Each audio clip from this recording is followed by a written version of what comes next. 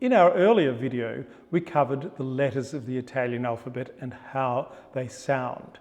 In this video, we want to talk about the manner and nature of the articulation of each of these words so that we get a little bit more specific about the musculature and the science behind how we produce these sounds, either through pushing air or holding air or bringing our lips together. And this is called articulation. And we're going to do a little bit now of how each of the letters is formed by the various muscles and organs of your mouth.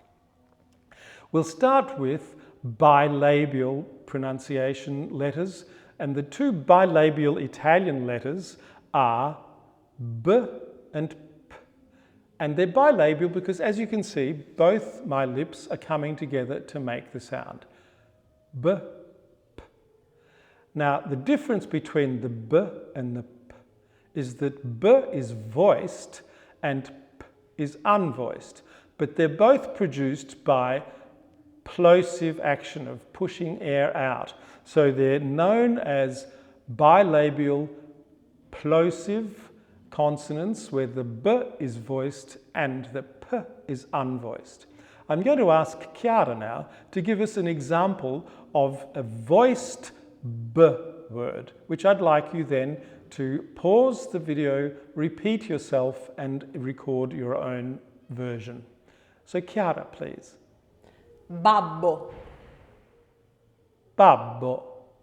You can see that that's voiced and plosive and bilabial.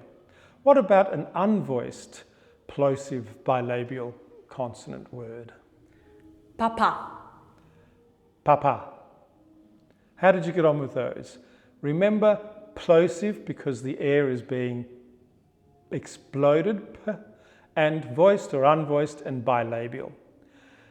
The next plosive consonant are the ones that are what we refer to as dental, and they are D, the letter D, and T, the letter T. Now, once again, you can hear that there's a voiced element and an unvoiced version. D, D, T, T. So we have plosive and we have voiced and unvoiced, but the formation of this letter is affected by contact with the tongue and the teeth. So we refer to it as dental. D, T. Again, I'm going to call on Chiara now to give us an example of the voiced D. Dado. Dado. And an unvoiced T. Tutto. Tutto. Now, can you hear the difference between the double and the single consonant there? Tutto. The T has the same sound, but it is held for longer in the double version. So, tutto. But you can see there's actually no sound in it because it's unvoiced. We can then move on to the plosive, voiced and unvoiced velar consonants. Now, what's a velar consonant? A velar consonant is where your tongue is arched in front of your uvula. So, G, K, G, K. Can you hear how one of those is voiced and one is unvoiced? The voiced version, G, is what we were referring to in our previous video as hard G sound, yeah? So, what's an example of that, please, Chiara? Gabbana. Can you hear that? Once again, please, Chiara. Gabbana. So we've got plosive G, G, and we've also got a lovely double plosive B, all voiced, gabbana. Then we have the unvoiced plosive velar consonant, which is K. What about an example of that, Chiara? Cocca. Cocca. Can you hear that? So that we have that unvoiced plosive consonant up against your tongue, up against in front of your uvula. Very good. So these are the anatomies of the articulation that you need to, if in doubt, be aware of what your mouth is doing. The point about all of this is it needs to be relaxed muscular articulation. I certainly am not encouraging you to get very muscular and tense in these muscles to try to make these sounds. The object of the exercise is to understand what's going on, but not to make them tense and aggressive. They need to be relaxed in order for the vocal mechanism to work as well as it needs to for singing.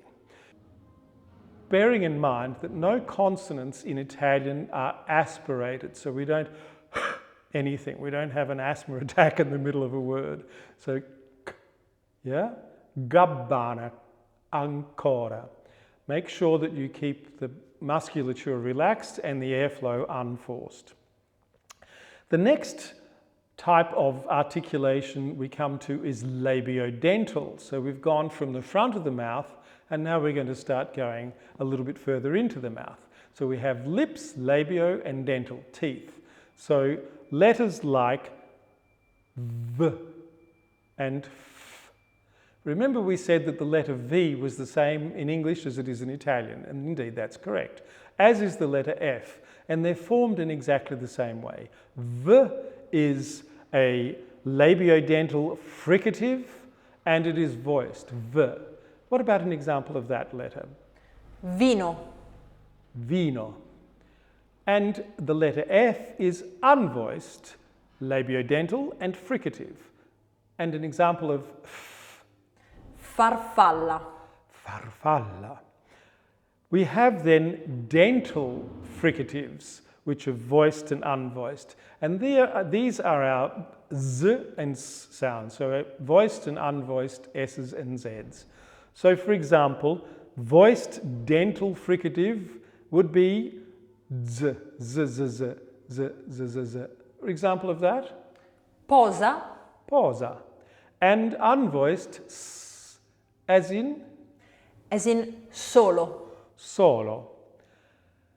We remain with this S sound in what is a pre-palatal describer. And again, that's further back in your mouth again. And so we end up with sh, sh, sh, sh, sh, sh, sh. Can you see where your tongue is when you do that? Sh, sh. It's unvoiced. There's no, I'm not singing. Sh, sh, sh, sh. And that sound is what we call pre-palatal unvoiced fricative. And an example of that would be? Scintilla. Scintilla. Scienza. Anything that has that sh sound in it. That is pre-palatal unvoiced fricative. We then move down to affricate sounds, which are a combination of plosives and fricatives. So we end up with a dental affricate, voiced and unvoiced option, and they are our z and ts, z and ts. Again, mostly associated with the letter Z. So our voiced dental affricate is z. Example of that, Chiara? Zanzara. Zanzara. And an unvoiced ts. Ponzare. Ponzare. And that was our earlier examples, pizza, if you remember, and pazza. Whereas the first one would be examples of mezzo. Dental, unvoiced or voiced affricates. We have also pre-palatal affricate consonants which can be voiced and unvoiced as well. So the voiced pre-palatal affricate, pre-palatal being just where the palate starts, j, j, voiced, and ch, ch, unvoiced. So can we think of examples of that? J. Gioco. And unvoiced? Cielo. Cielo. Now that's what we were calling in the other video soft G and C. And they're pre-palatal, so your tongue is in touch with the back of your alveolar ridge, and J, ch, so that we produce those sounds with that musculature. From here on in, we only have voiced options. And we'll move now to the bilabial voiced nasal sound of mm. See, we've got our lips together, mm, and it feels very resonant in the mask. Mm. And that is the letter M. What example could you provide for that, do you think, Chiara? Mamma. Mamma. Lovely. Then we're going to go to the dental N, which is nasal, voiced and dental. And examples of that, Chiara? nessuno, Nessuno. What about then if we go pre-palatal and we get that feeling of ny, ny, ny? That's also pre-palatal nasal voiced. Pre-palatal nasal voiced is ny. For example, gnocchi, gnocchi.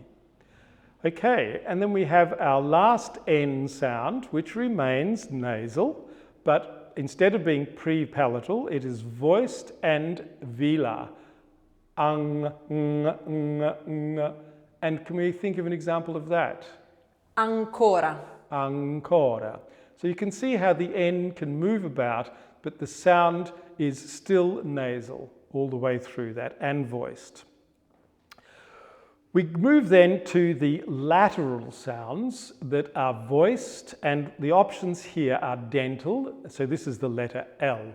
L, L. That's lateral because the width of your tongue is in touch with your teeth. L, L. And it is dental because the tip of your tongue is right up against the back of your top front teeth. L, L. And an example of that, please, Chiara. largo, Largo. Lovely. Lovely. That's also an example, isn't it? Largo. Lovely largo.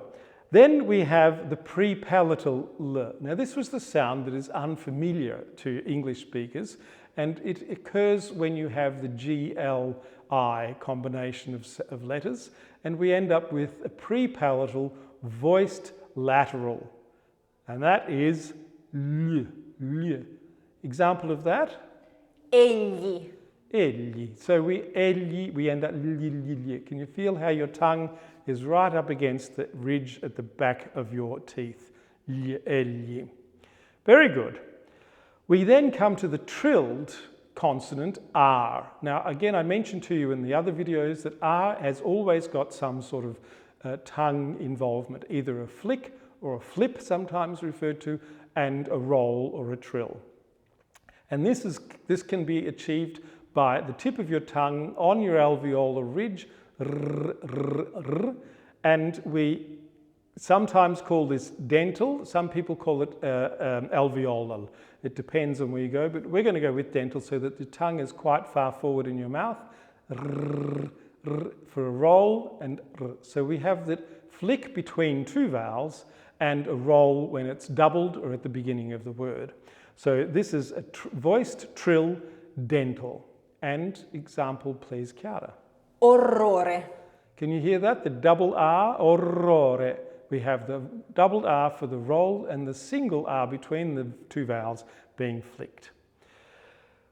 Then we come to our two semivowels, which we call semivowels or semiconsonants, depending on where they occur in the word. But things like uomo, where we have that W sound used with the letter U.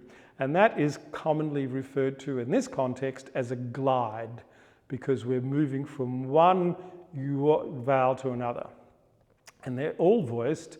And the first is the letter U when it's in a weak position, and we have bilabial, W, W, W. For example, guardo, can you see the lips moving for that? Guardo, bilabial, glide voiced, guardo. And the other glide, which is voiced, is pre-palatal. Piano, y, y. Can you think of a different example, Chiara? più, Più. Fiero. Anything that is the I in position of a weak position is going to be pre-palatal, y, y, y, più, y. And there, the full gambit of options for the formation of the consonants in Italian. There is a graph that will come up, a little document that will come up that identifies this for you so that you can practice with these example words. And I encourage you to take that document and study it with some degree of commitment and record yourself singing and saying those sounds. And the only thing I'd like to add at the end is really to say, be sure not to get tense musculature. This is not about tongue tension or jaw tension. It's the opposite. It's about relaxed manipulation of those muscles to achieve those consonants without any vocal tension at all. in there. Thank you very much, and thank you, Chiara. Thank you, Dominic.